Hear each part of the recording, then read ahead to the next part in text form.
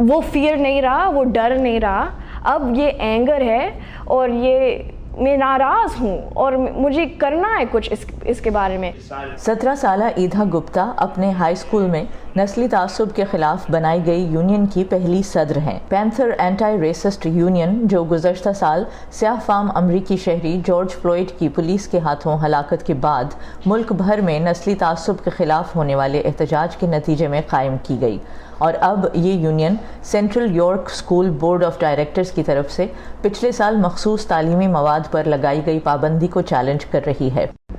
جب ہم نے احتجاج شروع کیا تو بالآخر صورتحال گرم ہونا شروع ہوئی. معاملہ آگے بڑھا, مقامی نیوز چینلز ہم تک پہنچے, ہم نے انہیں انٹرویوز دیے اور بات CNN اور فاکس نیوز تک پہنچ گئی. اس کے بعد بورڈ نے 20 ستمبر 2021 کو اس پابندی کو ہٹا دیا ہے. یارک اسکول ڈسٹرکٹ بورڈ نے گزشتہ سال ستمبر میں جس مواد پر پابندی عائد کی تھی, اس میں درجنوں ایسی کتابیں شامل تھیں جو غیر سیاہ فام امریکی تاریخ سے تعلق رکھتی ہیں.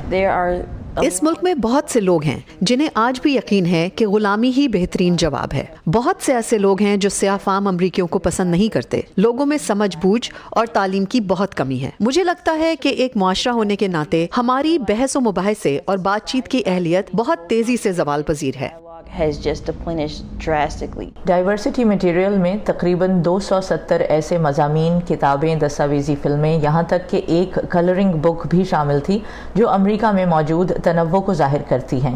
اس مواد میں پاکستان کی نوبیل انعام یافتہ ملالہ یوسفزئی سے متعلق 3 کتابیں بھی شامل تھیں. اس کی سٹوری جب شیئر نہیں کی جا رہی ہے, یہ بالکل ان ایکسیپٹیبل ہے میرے لیے, کیونکہ یہ ہے ہیروازم, یہ ہے جو ہم کو اپنے بچے کو سکھانا چاہیے اسکولز میں. ملالہ کی سٹوری, وہ ایک ایون ناٹ ورلڈ لیڈر ہے, انہوں نے نوبل پیس پرائز ون کی ہیں.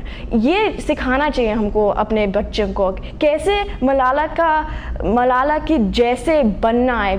اسکول بورڈ نے وائس آف امریکہ کو بھیجی گئی ایک ای میل میں کیمرے پر اپنے تاثرات دینے سے انکار کیا ہے. بورڈ کی صدر جین جانسن کی جانب سے بھیجے گئے ایک بیان میں کہا گیا ہے کہ کتابوں پر کوئی پابندی نہیں تھی. مواد کو محض اس لیے فریز یا منجمد کیا گیا تھا تاکہ مناسب آزادی کے ساتھ ایسے تعلیمی مواد یا ادب میں توازن پیدا کیا جا سکے جو زیادہ غور و فکر کی طرف مائل کر سکتا ہے. تاہم بیان میں یہ واضح ہے کہ ہٹائی گئی پابندی عارضی ہے. اس سال نومبر میں اسکول بورڈ کے انتخاب کے بعد منتخب ہونے والے سپرنٹینڈنٹ چاہیں تو اس پابندی کو دوبارہ لگا سکتے ہیں. فی الوقت اسکول بورڈ کے تمام ممبر سفید فام ہیں. مجھے امید ہے کہ آنے والے الیکشن میں ہم اسکول بورڈ کو تبدیل کر دیں گے. میرا خیال ہے کہ اگر آپ ایسے عہدوں پر رہنا چاہتے ہیں تو پھر آپ کو قیادت کے قابل بلکہ مؤثر قیادت فراہم کرنی چاہیے.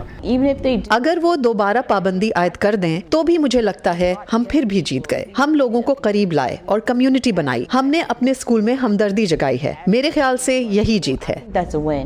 یارک اسکول ڈسٹرکٹ کی طرف سے لگائی گئی تعلیمی مواد پر پابندی اور پھر اس کے خلاف احتجاج نے جہاں امریکہ میں میڈیا اور لوگوں کی توجہ حاصل کی, وہیں ریاست پینسلوینیا کے اس چھوٹے سے شہر میں لوگوں کا کہنا ہے کہ اگرچہ یہ بہت متنوع علاقہ ہے لیکن یہاں پر آباد اقلیتی آبادی کو مشکلات کا سامنا رہتا ہے. Nukhbat Malik, Voice of America, York school district, Pennsylvania.